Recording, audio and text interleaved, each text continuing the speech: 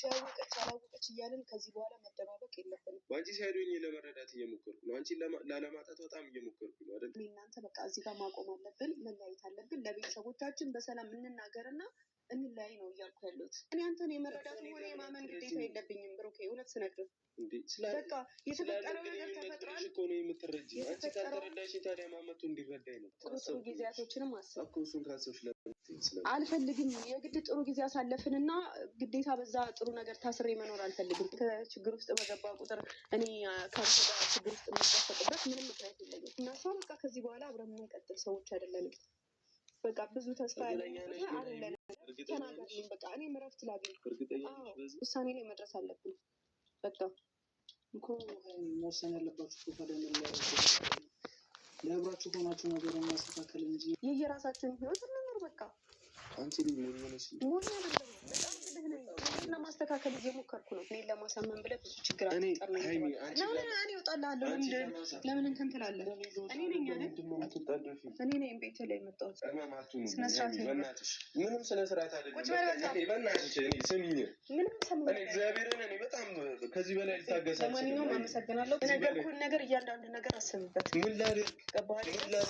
ማሳወቅ ያለብህን ነገር አሳውቅ። ሰላም ውድና የተከበራችሁ የኛ ውድ ቤተሰቦች እንዴት ናችሁ? ደህና ናችሁ? እኔ በጣም ደህና ነኝ። ሰላም በላቸው እስኪ። እንዴት ናችሁ የኛ የተከበራችሁ ውድ ቤተሰቦቻችን? እኛ በጣም ደህና ነን አለን።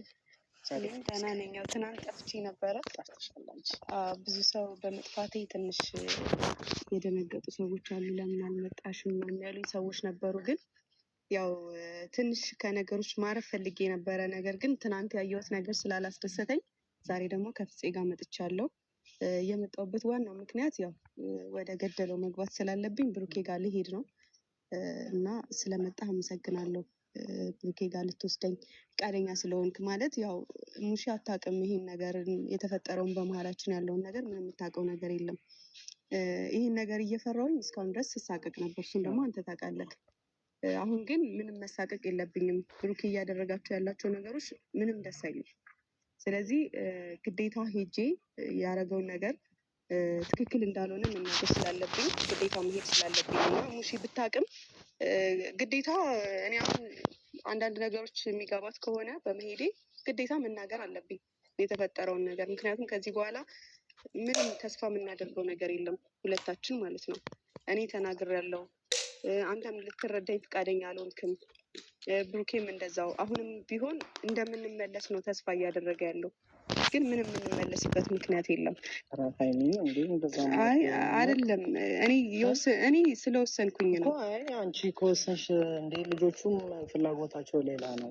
እኔ በልጆቹ ፍላጎት አይደለም ፍፄ፣ ያልተረዳችሁኝ ነገር በልጆቹ ፍላጎት ብቻ ሳይሆን እኔ እራሴ የወሰንኩት ውሳኔ ስላለ ነው። በቃ እኔና ብሩኬ አብረን መመለስ የለብንም። በእኔም ምክንያትም ሆነ በምንም ምክንያት እሱ ባደረገው ነገር ሆነ ከማንም ጋር ደግሞ እንደዛ እንዲጣላ አልፈልግም። ትናንት ያደረገው ነገር በሙሉ እኔን ሙሉ እያስወቀሰኝ ነበረ። ማለት ለምን አትረጁም፣ ለምን አታምኚውም፣ ፍቅር እምነት ነው ምናምን የሚል ሰው ነበረ እና የፈለገ ፍቅር እምነት ቢሆን ራሱ በዛ ልክ ስላመንኩት እንደዚህ አይነት ነገሮች የመጡ ወደ እኔ። ስለዚህ ከዚህ በኋላ እሱን የማምንበት ምንም ምክንያት የለኝም። ግዴታዬም አይደለም እሱን ማመን።